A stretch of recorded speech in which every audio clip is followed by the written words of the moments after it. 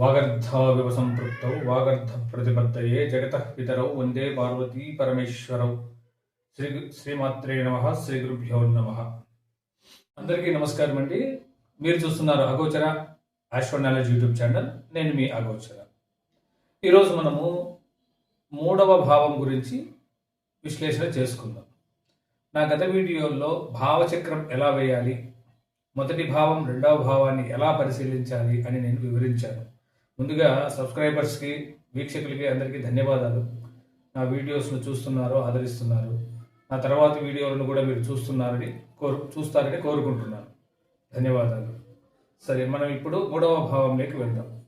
3వ భావం ఏం చెప్తుంది అంటే ధైర్యము, పరాక్రమము, ప్రయత్నము, సోదర సోదరీమణులు అంటే చిన్నవారు, సేవకులు, కమ్యూనికేషన్, దగ్గరి ప్రయాణాలు మొదలైన వాటి గురించి 3వ భావం తెలియజేస్తుంది. ఇప్పుడు ఈ 3వ భావాన్ని పరిశీలించాలంటే 3వ భావంలో ఏ గ్రహం ఉంది, 3వ భావాన్ని ఏ గ్రహాలు చూస్తున్నారు, 3వ భావాధిపతి ఎక్కడ ఉన్నాడు, ఆ 3వ భావాధిపతితో ఏ గ్రహాలు కలిసి ఉన్నాయి, ఆ 3వ భావాధిపతిని ఏ గ్రహాలు చూస్తున్నాయి అనేటటువంటి విషయాన్ని మనం ముందు తెలుసుకోవాలి.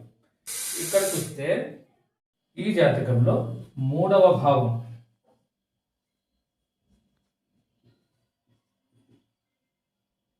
మేషం అయ్యింది. అధిపతి కుజుడు, స్థితి కర్కాటకం.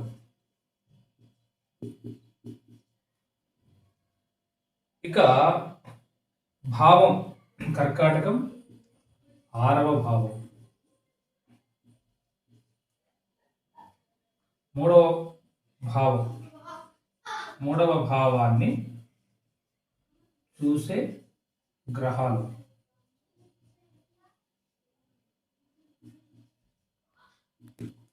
లేవు. ఎందుకంటే 3వ భావాన్ని ఏ గ్రహము కూడా చూడలేదు. 3వ భావాధిపతిని చూస్తున్న గ్రహాలు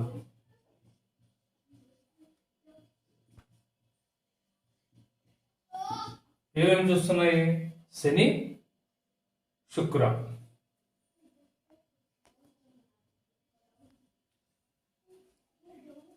ఇప్పుడు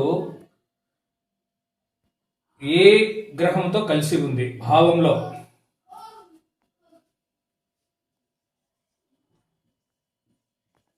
భావంలో చంద్రుడు, కుజుడు కలిసి ఉన్నారు.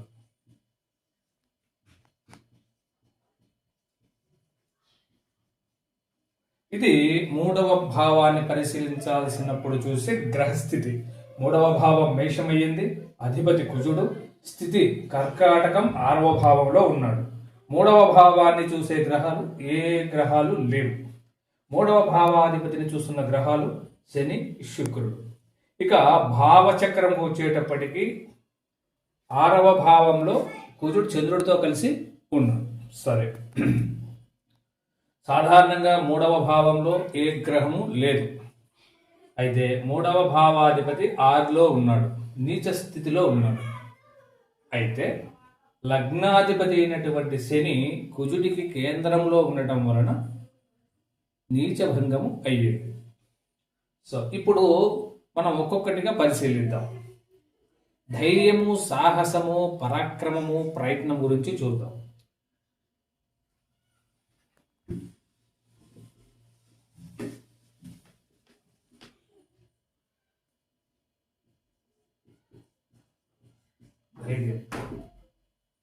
ఇక్కడ కుజుడు ధైర్యానికి ప్రతినిధి, నాయకత్వ లక్షణాలు కూడా బాగా ఉంటాయి కుజుడికి.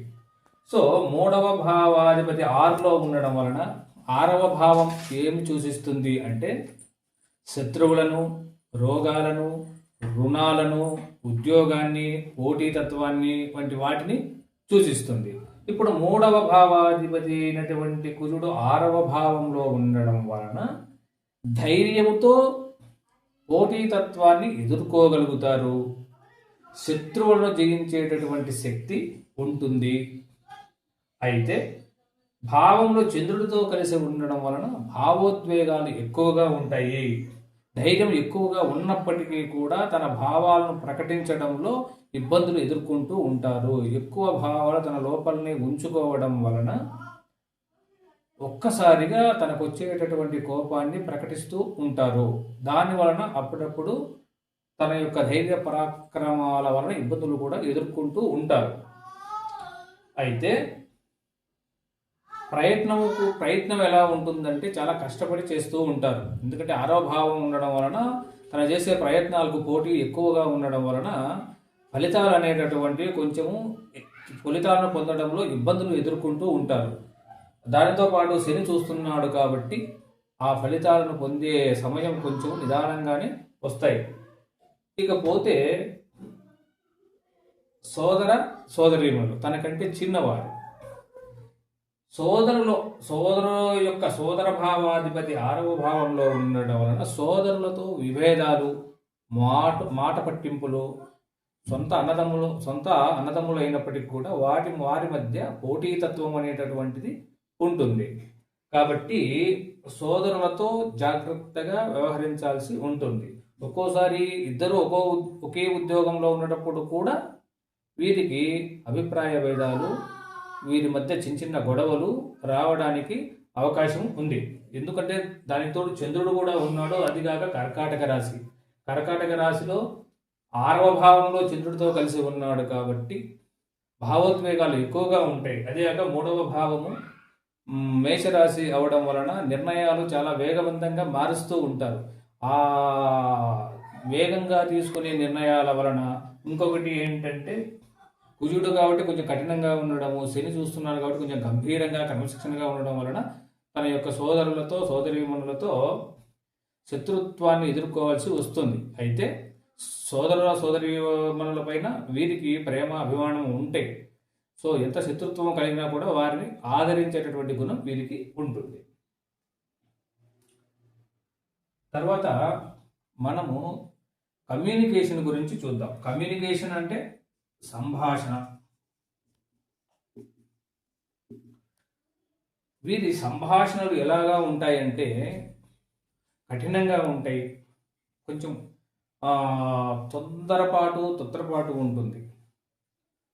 అంతేకాకుండా వీరి సంభాషణలు ఏమవుతాయి అంటే 6వ భావంలో ఉండడం వలన సమాజంలో శత్రుత్వాన్ని పెంచే విధంగా ఉంటాయి. ఎందుకంటే వీరి మాటలు నిజాయితీగా ఉన్నప్పటికీ కూడా కొంచెం గంభీరంగా కఠినంగా ఉండడం వలన ఎదుటివారు వీరిని అపార్థం చేసుకునే అవకాశం ఉంటుంది.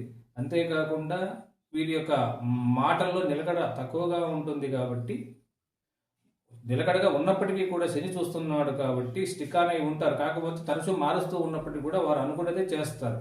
అందువలన వీరి సంభాషణలు కొంచెం కఠినంగా ఉండడం వలన ఇతరుల వల్ల ఇబ్బందులు ఎదుర్కొంటూ ఉంటారు.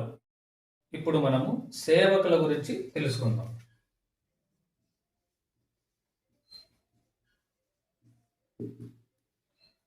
మనము మన ఉద్యోగంలో కానీ మన ఇంట్లో కానీ మన కింద పనిచేసే వారిని మనం సాధారణంగా సేవకులుగా భావిస్తూ ఉంటాం. అయితే 6లో ఉండడం వలన 3వ భావాధిపతి 6లో ఉండడం వలన సేవకులతో శత్రుత్వం అనేది పెరుగుతూ ఉంటుంది.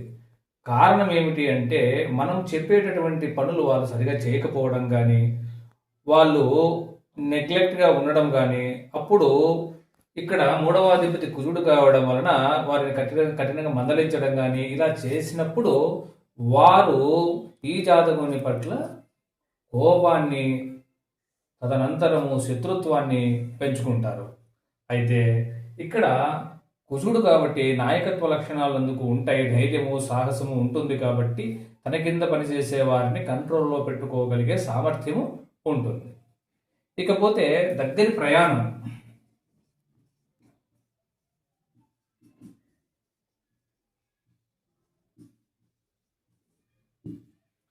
దగ్గరి ప్రయాణాలు అంటే మనం ఇంటి దగ్గర నుంచి ఆఫీస్కి వెళ్ళడం కానీ లేదా మన చుట్టుపక్కల తరచూ చేసేటటువంటి ప్రయాణాలు కానీ వీటన్నిటినీ కూడా మనము దగ్గరి ప్రయాణాలు అంటాం. అయితే ఇక్కడ కూడా ఏమవుతూ ఉంటుందంటే ప్రయాణం చేసేటప్పుడు సీటు కోసము కానీ లేకపోతే బస్సు కోసం కానీ ఎదురు చూస్తున్నప్పుడు మనకి ఆటంకాలు ఎదురవుతూ ఉంటాయి. ఒకవేళ బస్సు ఎక్కినా కూడా సీటు దొరకకపోవడము, ఆ సీటు కోసం గొడవపడము, లేదా కూర్చున్నా కూడా పక్కన కూర్చుండే వాళ్ళు వారి మాటలతో కానీ ఇంకొకటి కానీ ఇబ్బంది కలిగించడం కానీ జరుగుతూ ఉంటుంది. సో ఈ విధంగా దగ్గరి ప్రయాణాల్లో కూడా స్వల్ప ఆటంకాలు కలుగుతూ ఉంటాయి. అయితే ఇక్కడ శుక్రుడు కూడా చూస్తున్నాడు కాబట్టి కొంతవరకు ఆహసౌక్యం ఉంటుంది. అయితే పూర్తి స్థాయిలో ఉండకపోవచ్చు, ఎందుకంటే 6వ భావంలో ఉండడం వలన. ఈ విధంగా మనము 3వ భావాన్ని విశ్లేషణ చేస్తాం. ఇక చూస్తే ఈ కుజుడు 3వ భావాధిపతి అయినటువంటి కుజుడు నవాంశలో కూడా నిజస్థితిలో ఉన్నాడు. అయినప్పటికీ కూడా ఇక్కడ నీచభంగం అయ్యింది. నవాంశలోను తర్వాత రాశి చక్రంలోనూ వర్గోత్తమం అయింది కాబట్టి, పైగా శనితో కలిసి ఉన్నాడు కాబట్టి కొంత ఫలితాలు అనేటటువంటివి నిదానంగా రావడానికి అవకాశం ఉంది. అయినప్పటికీ కూడా 3వ భావ ఫలితాలను కొంచెం ఇబ్బందులతో ఎదుర్కొన్నప్పటికీ కూడా వీరు అనుకున్న విధంగా ముందుకు తీసుకెళ్ళగలుగుతారు. ఈ విధంగా మనం 3వ భావాన్ని విశ్లేషణ చేస్తాం. ఈ 3వ భావ విశ్లేషణకు సంబంధించినటువంటి మీకు సందేహాలు ఏమైనా ఉంటే కామెంట్ రూపంలో తెలియచేయండి. నేను ప్రతి ఒక్క కామెంట్కు కూడా వివరణ ఇవ్వడానికి సిద్ధంగా ఉన్నాను. దయచేసి వీడియో నచ్చితే లైక్ చేయండి, చేయాలనిపిస్తే షేర్ చేయండి, సబ్స్క్రైబ్ చేసుకోవాలని కోరుకుంటున్నాను. మరిన్ని వీడియోలను నేను చేయడానికి అవకాశాన్ని కల్పించమని కోరుకుంటూ సెలవు తీసుకుంటున్నాను.